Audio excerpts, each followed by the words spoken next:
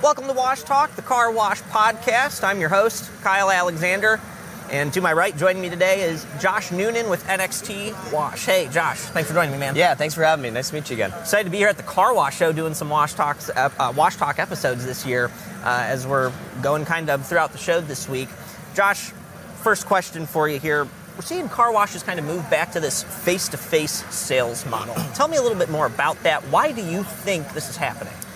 Yeah, so I guess to start there, we kind of have to take it back a little bit. Obviously, you know, the last 10 years in the industry, we've gone through a couple different waves of customer service, more on the automated kiosk end.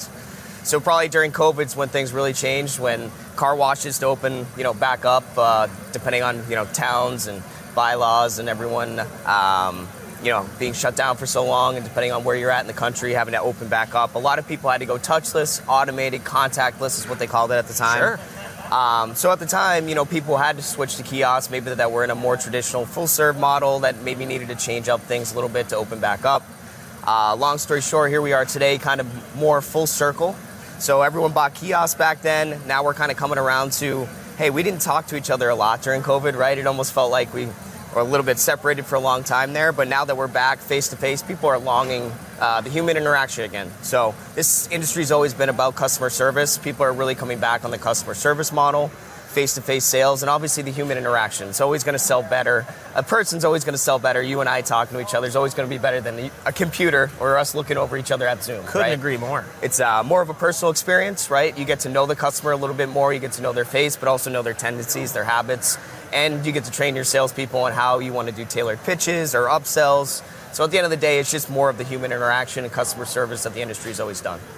For sure. And you kind of were hitting on it there. We've got all this technology kind of in the professional car washing industry now. It's allowing us to identify customers right as they're pulling up to the kiosk, right as they're pulling into the driveway at the car wash.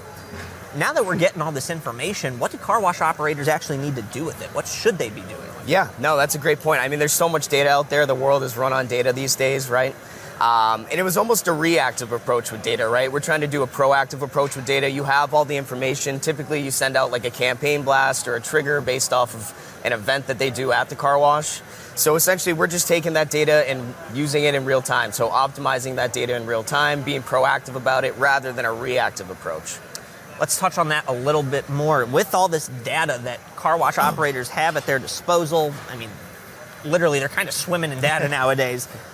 How are car washes moving from being reactive to proactive? And tell me what that looks like. Yeah, great point there. I mean, it kind of goes back to what we were just talking about with the human interactions with tablets and the pay lanes, kind of pre-selling within the lines or touching on a customer touch point, you know, before they actually get to a pay lane. So we're taking that data in real time, whether it's on a tablet or some sort of sales pitch. Basically, the data's in front of you. You get to know their habits, how often they come into the wash, if they're a member or not. If they're not a member, you know, how many times have they been in this month?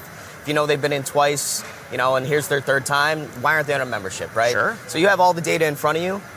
So we want to start using that data, again, real time, optimizing it when we're in the pay lane, when we're with the customer, rather than kind of hitting them with something after the fact. Now, again, we've had a lot of different evolutions here of technology in the past 6-7 years or so. We also have tons of legacy technology in the professional car washing industry.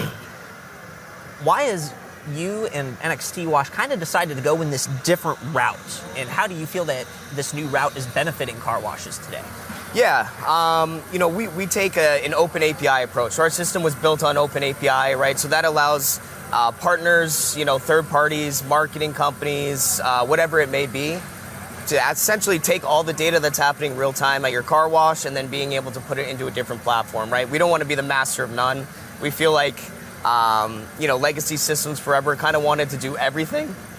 And when you do everything, it's almost like you're doing nothing right? Sure. We focus on one thing. We want the operations, the volume. We want to make sure people can get through the car wash as fast as possible. The stuff's going to work. Yep. Everything else, right? We welcome partnerships. We're like Switzerland. We want everyone to, there's a lot of sand in the sandbox and a lot of space. Like, let's open it up, let everyone do what they do best. And we're going to do what we do best and focus on those points. I want to shift gears here a little bit. You know, many car washes have faced upfront equipment cost barriers. in adopting some of this new technology here. Is that still the case today? Yeah, depending on the system that you're looking at or who you're going with, for a long time, obviously, it was more of an upfront one-time transaction as well as the service fees on the back end. We take an agnostic approach similar to like our API here. We want to welcome more players into the sandbox. So what we've essentially done is we've lowered the barrier of entry as far as switching over pay stations. You know, if you have a multi-site operation, it's really hard to go back in and rip all the kiosks out or rip all the equipment out and restart. So rather than doing that, we're able to integrate and be agnostic as far as hardware goes. We put a light layer of software on top of your current machine, kind of give it a facelift and a little bit of a new processor, make the speed a little bit faster. It feels like a new machine at the end of the day, but we're also taking advantage of what you've already purchased without having to go and do that whole process again. That would kind of restrict a lot of the customers coming at us just because of the barrier of entry. Okay, let's get practical here for the car wash operator. Once a car wash reaches, 80 to 90% members at their location, how can they keep them and avoid the dreaded churn that we hear all about at car washes? Good point. So I mean that's it's the age-old question, right? That's a good problem to have. Let's be first about Absolutely. that, Right. If you have 80 to 90% of your volume coming in and they're members and they're just redeeming, that's a great problem to have. But now you have a new problem, right? The more members you do get, the more churn you're going to have. So at the end of the day, it's almost like enforcing the sale, using some of those partners that are within the industry or popping up every single day that are more so on the churn prevention, right? And it goes back to that human-to-human interaction experience, Sure. right? Because they know you, they see you every day. Hey, does the dog want another dog treat today, right? Like, you know exactly who they are. Hey, how are the kids? How's the family? How's everyone doing, right? So it's almost like you're enforcing the sale every time they come back in. It's like they know you, they know your face. So using, a number of different partners that are within the industry, you're able to kind of take what they have as far as technology, some of those human answering services or some of those churn prevention tools, whether it be, a downsell tool, whether it's, on an app or online where you're going to cancel and maybe they offer you some sort of promotion or something to stay for a long period of time, right?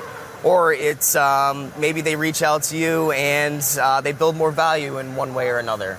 Awesome insight here, Josh. Thank you so much for joining me on Wash Talk today. Glad to have you here. Thank you very much for having me. Enjoy the rest of the Car Wash Show 2026. All right. And everybody, make sure to check out the rest of all of our insightful content and car wash news at carwash.com.